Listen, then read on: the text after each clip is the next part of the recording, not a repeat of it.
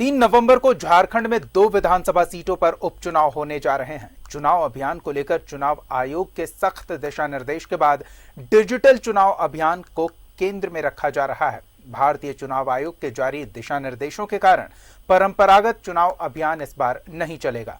अधिकतम 5 लोगों की टोली को घर घर जाकर प्रचार की अनुमति दी गई है, जबकि रोड शो में 5 से अधिक वाहनों की अनुमति नहीं होगी। इस तरह इस चुनाव में रैलियों और रोड शो के द्वारा शक्ति प्रदर्शन नहीं हो पाएगा। व्हाट्सएप और फेसबुक पर यह सब तय होने की बात की जा रही है। झारखंड में सत्ता पक्ष इस नए प्रयोग के लिए खुद को तैयार कर रहा है। झारखंड में 2 सीटों पर उपचुनाव हो रहे हैं। कोरोना काल के बीच एक नए दौर की शुरुआत हो रही है, जिसमें डिजिटल चुनाव अभियान भारतीय चुनावों के केंद्र में होंगे। भारतीय चुनाव आयोग के जारी सख्त दिशा निर्देशों के कारण परंपरागत चुनाव अभियान नहीं चलेंगे। अधिकतम 5 लोगों की टोली को घर घर जाकर प्रचार करने की अनुमति दी गई है, जबकि रोड शो में 5 से अधिक वाहनों की इजाजत नहीं होगी। इस तरह इस चुनाव में रैलियों और रोड शो का सख्ती व्हाट्सएप और फेसबुक पर तय होगी। झारखंड में सत्ता पक्ष इस नए प्रयोग के लिए खुद को तैयार बता रहे हैं।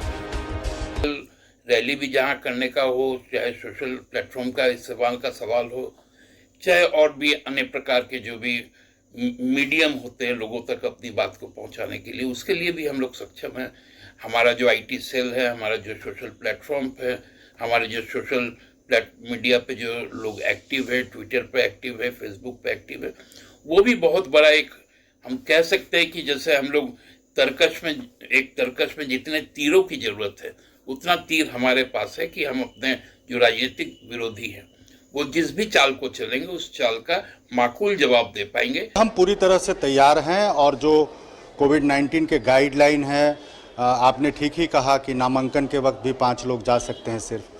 तो इस तरह के बड़ी रैलियां जो होती थी नामांकन के वक्त या बड़े नेताओं की जनसभाएं होती थी, वो सब चीज़ें अब इस बार नहीं हो पाएगी। लेकिन इतना ज़रूर है कि हम एक एक लोगों तक, एक एक मतदाताओं तक पहुंचेंगे। हमारे सोशल मीडिया का प्लेटफॉर्म जो है कार्यरत है प्रदेश कांग्रेस कमेटी का, उसके माध्यम से आईटी सेल को हम और सशक्त करेंगे ताकि हमारे प्रत्याशी, हमारी पार्टी की जो बातें हैं वो एक एक मतदाताओं तक पहुंचाई जा सके, और इसके लिए हमारी पूरी तरह से तैयारी है। वहीं सूबे में विपक्षी बीजेपी के लिए यह डिजिटल राह बाकियों के मुताबिक थोड़ी आसान है, क्योंकि यही वो पार्टी है जो 2014 से डिजिटल और सोशल मीडिया का जोरदार प्रयोग करते आ रही है। एक बार फिर उसे अपनी इस नई टीम पर पूरा भरोसा है कि इस नए अंदाज के चुनाव में कमल खिलेगा। देखिए, जमीनी स्तर पे रैलीज की जगह अब वर्चुअल रैलीज ले लेंगे, बिल्कुल सही बात है, और वर्चुअल रैली हम लोगों ने अपनी शुरू भी कर दी है। इसके अतिरिक्त चुनाव आयोग ने 5 लोगों के साथ डोर टू डोर कैंपेन का परमिशन भी दिया है। तो हमारे जो नेता कार्यकर्ता है वो 5 के समूह में सारे कोरोना प्रोटोकॉल का पालन करते हुए लोगों से जनसंपर्क करेंगे। और इस बार यकीनन इस चुनाव में सोशल मीडिया प्लेटफॉर्म, वो ट्विटर हो, फेसबुक हो, इंस्टाग्राम हो, इनका ज़्यादा प्रयोग होगा।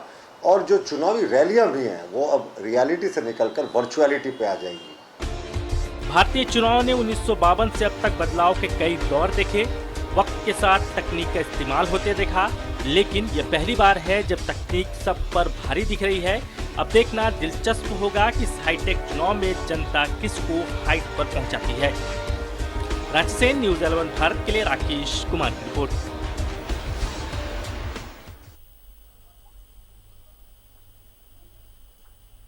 कोरोना ने काफी कुछ बदल कर रख दिया है। एक तरह से पूरी दुनिया में कई तौर तरीकों में बदलाव देखने को मिला है, तो कोरोना काल में पहली बार हो रहा ये चुनाव भी काफी कुछ नए चीजों के साथ देखने को मिलेगा।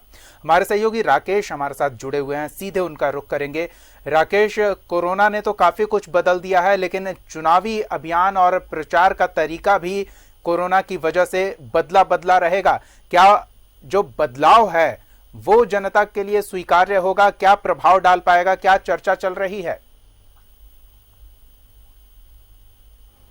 देखिए, अपने अपने तरीके से तमाम पार्टियों की तैयारी है और कोरोना की वजह से जो चीज़ें बदली हैं, राजनीतिक परिप्रेक्ष्य में भी काफ़ी चीज़ें बदली हैं और चुनाव आयोग की तरफ से भी सख्त गाइडलाइन है कि आप बड़ी रैलियां इस चुनाव में या बड़ी जनसभा नहीं कर सकते हैं, आपको कोविड के तमाम प्रोटोकॉल्स को फॉलो करने होंगे। यही वजह है कि जो राजनीतिक तौर पर जो बिसाते ज़मीन पर बिछती है वो इस बार सोशल प्लेटफॉर्म पर आपको ज़्यादा नज़र आ रहा होगा दीपक, और तमाम पार्टियों ने एक तरीके से इसको अपनाना भी शुरू कर दिया है। आपने देखा होगा बीजेपी हो, चाहे झारखंड मुक्ति मोर्चा हो, चाहे कांग्रेस हो, वर्चुअल मीटिंग्स का जो एक नया कॉन्सेप्ट राजनीति में आया है उसकी शुरुआत हो चुकी है और तमाम राजनीतिक पार्टियां इस प्लेटफॉर्म पर लगातार सक्रिय है।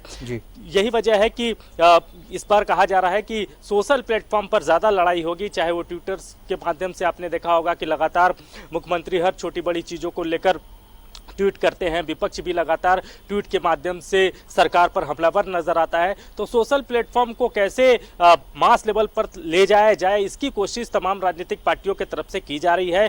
और इस बार का चुनाव कहीं ना कहीं आप दीपक देखिएगा कि जमीन पर चूंकि बहुत चीजें हो नहीं सकती हैं, इस बार प्रोटोकॉल है, लिहाजा सोशल प्लेटफॉर्म पर ही तमाम चीज़ों को देखने को मिलेगा और उसकी शुरुआत हो चुकी है। आपने झारखंड मुक्ति मोर्चा को देखा होगा कि वर्चुअल मीटिंग उनके पार्टी में भी शुरू हो चुका है। तमाम जिला अध्यक्षों से वर्चुअल मीटिंग के जरिए पार्टी फीडबैक लेती रहती है।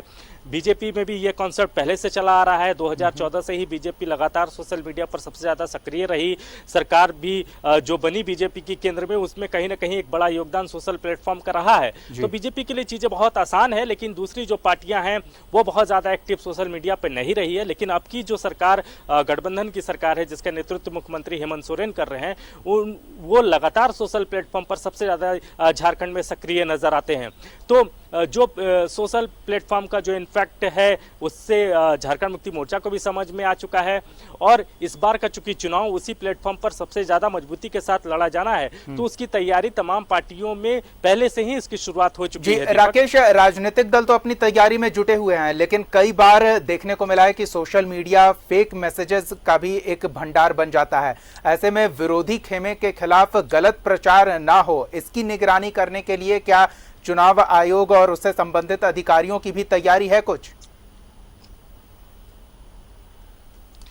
देखिए, चुनाव आयोग अपने तरह से तमाम चीज़ों पर नज़र बनाए रखता है चुनाव के वक्त। और जहां तक राजनीतिक पार्टियों की बात है, तो अगर इस तरह की कोई भी फेक न्यूज़ अगर विपक्ष के द्वारा अगर दिया जाता है, तो उसका जवाब राजनीतिक तौर पर जो सत्ता में होते हैं, उनके जो फॉलोवर्स होते हैं, उनके जो कार्यकर्ता होते हैं, जो सोशल मीडिया पर लगातार एक्टिव होते हैं, उनके तरफ से ये चीज़ें दी जाती हैं, बार बार जवाब दिया जाता है। तो एक वार रूम आप कह सकते हैं एक तरीके से सोशल प्लेटफॉर्म पर तैयार हो रहा है। विपक्ष लगातार सरकार के कामकाज को लेकर, सरकार की नीतियों को लेकर हमलावर नजर आती है, तो वहीं सरकार अपनी उपलब्धियों को गिनाने के लिए सोशल प्लेटफॉर्म का सहारा लेती है। और इस चुनाव में भी आप देखेंगे कि वर्चुअल रैली ही सबसे ज्यादा होनी है और उसकी शुरुआत पार्टियों के स्तर पर हो चुकी है। पार्टियों को भी पता है कि जितना लार्ज स्केल में हम वर्चुअल के माध्यम से जा सकते हैं, शायद इस चुनाव में उतना डोर टू डोर कैंपेन के माध्यम से नहीं जा सकते हैं। लेकिन ये भी सच है दीपक कि डोर टू डोर कैंपेन जितनी सशक्त माध्यम माना जाता है चुनाव के ख्याल से,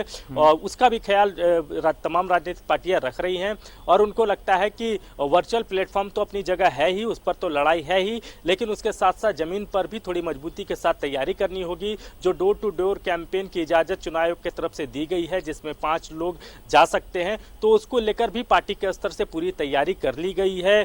तमाम बड़े नेताओं के कार्यक्रम दुमका में लगने जा रहे हैं और कुछ दिन के बाद से आप देखेंगे कि दुमका में जो राजनीतिक सरगर्मी है वो आपको बहुत बढ़ा हुआ नजर आएगा। जो उनके प्रत्याशी हैं, जो औपचारिक तौर पर जिनकी घोषणा हो चुकी है बसंत सोरेन की, वो लगातार दुमका में एक्टिव हैं, लगातार लोगों के बीच वो जा रहे हैं, कैंपेन कर रहे हैं और सोशल प्लेटफॉर्म का ज़्यादा से ज़्यादा कैसे इस्तेमाल हो सके इस चुनाव में, कैसे अपनी बात को लार्ज स्केल में, लार्ज वे में लोगों के बीच में ले जाया जा सके, इसकी भी कवायदें शुरू हो चुकी हैं। दीपक, धन्यवाद राकेश इस तमाम जानकारी के लिए। तो चुनाव अभियान इस बार डिजिटल होगा क्योंकि निर्वाचन आयोग ने जनसंपर्क अभियान को सीमित कर दिया है। पहले जैसी भीड़ भाड़ नहीं हो सकती है, कोरोना संक्रमण को लेकर यह संभव भी नहीं है। ऐसे में पूरा चुनावी अभियान डिजिटल तरीके पर फोकस रहेगा।